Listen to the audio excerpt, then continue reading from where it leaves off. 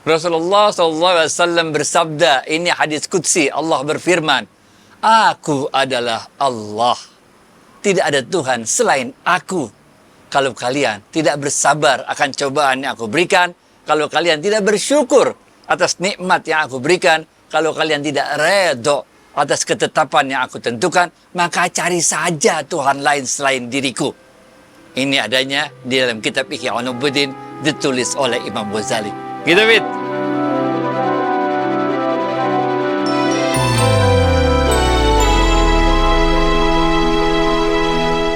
Assalamualaikum warahmatullahi wabarakatuh, sahabat Smart Skill School. Semoga kita semua selalu dalam lindungan Allah Subhanahu wa Ta'ala. Amin. Sahabat, mari kita langsung saja sambut Ustadz kita, Ustadz Adi Warman Azwar Karim. Ustadz, Assalamualaikum, apa kabar? Waalaikumsalam warahmatullahi wabarakatuh. Sehat berkah bahagia selalu ya Allah. Amin. Amin. Alhamdulillah. Ustadz kan selalu mengajarkan kita untuk selalu bersyukur dan ridho kepada keputusan Allah. Nah, apakah ada kiat-kiatnya Ustadz untuk bisa selalu bersyukur itu, Ustadz? Masya Allah. Dalam hidup ini kita harus selalu mensyukuri semua nikmat yang diberikan Allah kepada kita. Dalam hidup ini, apapun yang kejadian, kita harus selalu bersabar. Dan dalam hidup ini, apapun takdir yang Allah tentukan untuk diri kita, kita harus selalu redha menerimanya. Karena dalam hadis qudsi yang tadi kita kutip di depan, ini adanya dalam kitab Ihya Ulumuddin Imam Ghazali, cari saja Tuhan lain selain diriku, kata Allah. Nggak mungkin nyari Tuhan lain selain Allah, benar nggak? Di awal hadis tersebut Allah mengatakan, Aku adalah Allah dan tidak ada Tuhan selain aku. Baru kemudian disebutkan hal-hal tersebut. Oleh karena itu, dalam hidup kita ini, kita harus selalu menjalaninya dengan 3 hal tersebut. Oke? Jalaluddin Rumi. Kita masuk ya. Ada 7 nasihat Jalaluddin Rumi dalam menjalani hidup ini. Yang pertama, kata Jalaluddin Rumi, dalam hal kedermawanan dan menolong orang, jadilah seperti sungai. Udah ngalir aja terus. Jangan khawatir, jangan pelit-pelit, benar gak? Apa-apa yang kita infakkan jalan Allah, maka dia akan dibalas oleh Allah dengan rezeki yang lebih luas lagi. Ini yang pertama. Dalam hal kedermawanan dan menolong orang, jadilah seperti sungai. Yang kedua, kata Jalaluddin Rumi, dalam kasih sayang dan berkah, jadilah seperti matahari. Ini kalau waktu kita SD kecil tuh, hanya memberi, tak harap kembali. Kalau kita mencintai seseorang, maka cintailah karena Allah. Bukan karena kita ingin dia balas mencintai kita. Kalau kita membenci perbuatan seseorang, maka bencilah perbuatan orang itu karena Allah, bukan karena kita benci pada orangnya. Yang ketiga, kata Jalaluddin Rumi, dalam menutupi aib orang, jadilah seperti malam. Kita semua punya aib, kita juga punya aib. Kita nggak ingin aib kita dibuka-buka orang, kita marah kalau aib kita dibuka-buka orang. Maka dalam hal aib orang lain, kita jadilah seperti malam, gelap nggak kelihatan. Kalau kita tahu aib seseorang, udah belaga nggak ngelihat, belaga nggak tahu aja dah. Ini yang ketiga, kita tidak perlu mencari-cari, membuka, mempermalukan orang atas aibnya, karena kita pun mempunyai aib. Yang keempat, kata Jalaluddin Rumi, dalam hal marah dan murka, jadilah seperti orang mati. Setiap orang pasti marah, betapapun alimnya kita, betapapun saleh ya kita, suatu saat kita pasti marah. Marah karena perbuatan orang tersebut, marah karena kita zolimi, macam-macam lah. Pasti kita ada pernah marahnya. Nah, ketika kita marah, ketika kita murka, maka jadilah seperti orang mati, udah diem aja dah. Benar gak? Yang kelima, kata Jalaluddin Rumi, dalam hal kesederhanaan dan kerendah hatian, jadilah seperti bumi. Bumi ini mengandung kekayaan yang luar biasa dahsyatnya. Tapi bumi selalu menempatkan dirinya di bawah langit ini. Bumi rela dirinya diinjak-injak oleh kita. Walaupun sebetulnya kita hidup dari apa-apa yang ada di bumi. Yang keenam, kata Jalaluddin Rumi, dalam hal toleransi, jadilah seperti laut yang luas, yang menampung apapun. yang ada di laut tersebut. Bermacam jenis hewan yang ada di laut, bahkan sampah apapun yang ditimpakan ke laut.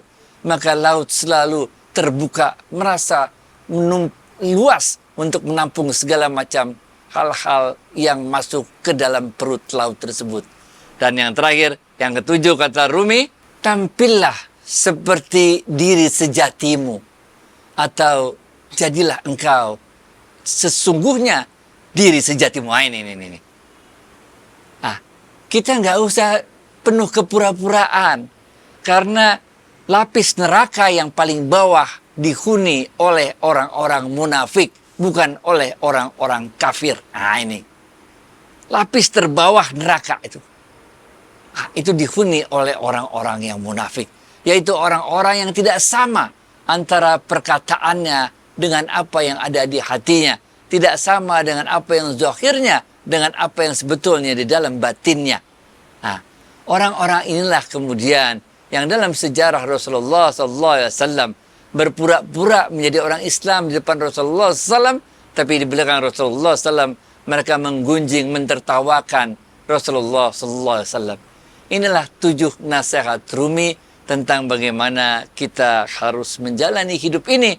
Sehingga kalau kita lakukan hal ini, insya Allah kita dapat bersabar atas segala cobaan yang ditimpakan Allah pada kita, dapat bersyukur atas segala nikmat yang Allah berikan, dapat redha atas segala takdir yang ditetapkan Allah pada diri kita. Gitu, Fit. Baik Ustadz, saya jadi teringat 3 tahun yang lalu tuh Ustadz berbicara juga mengenai kita ridho dan bersyukur maka rezeki kita akan datang. Ada 5 hal kalau nggak salah Ustadz. Masya Allah.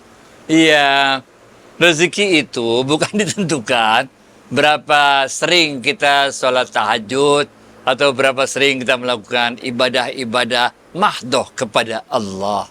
Tapi rezeki itu ditentukan oleh 5 hal. Yang pertama, rezeki itu ditentukan oleh kesungguhan kita dalam ikhtiar mencari rezeki. Ini Rasulullah SAW pernah bersabda, ada dosa yang bisa gugur karena sholat, ada dosa yang bisa gugur karena sodakoh, ada dosa yang bisa gugur karena haji, tapi ada dosa yang hanya bisa gugur karena kecapean kita dalam mencari rezekinya Allah. Ini nomor 1, kesungguhan kita dalam ikhtiar mencari rezeki. Inilah yang menentukan rezeki kita. Yang kedua adalah kesyukuran kita atas apapun yang Allah berikan pada kita. Setelah kita ikhtiar sungguh-sungguh, apapun yang diberikan pada kita, selalu bersyukur. La in syakartum la azidannakum. Siapa-siapa yang dapat mensyukuri nikmat yang aku berikan padanya, maka niscaya akan aku tambahkan rezekinya pada dirinya. Ini rezekiku pada dirinya, kata Allah. Yang ketiga, bakti sama orang tua. Karena redonya Allah itu terletak pada redonya orang tua. Bagaimana kita mau dapat rezeki lancar kalau orang tua kita durhakai? Kalau orang tua enggak redho sama kita. Yang keempat, silaturahim.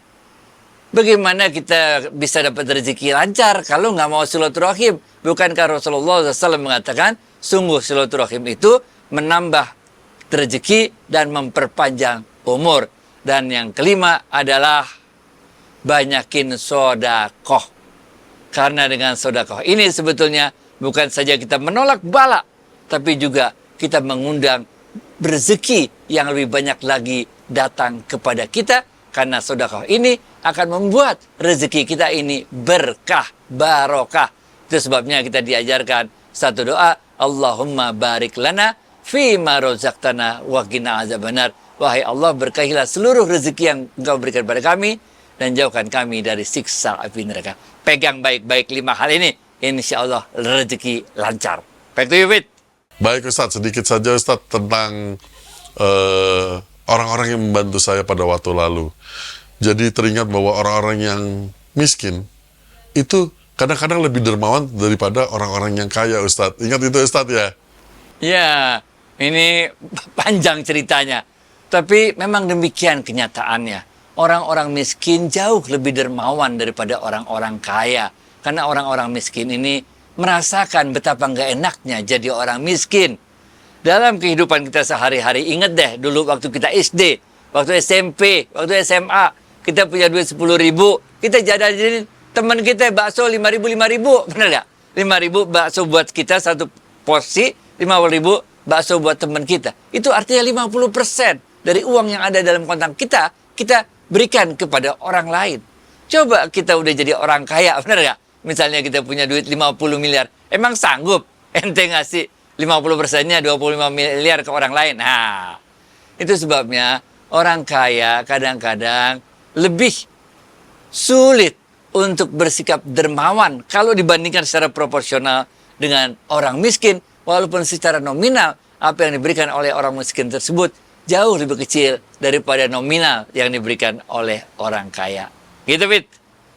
Baik, Alhamdulillah, semoga tausiah kali ini juga dapat mencerahkan, memberikan semangat kepada sahabat-sahabat Smart Skills School. Ustadz, terima kasih atas waktu dan tausiahnya. Assalamualaikum warahmatullahi wabarakatuh. Waalaikumsalam warahmatullahi wabarakatuh.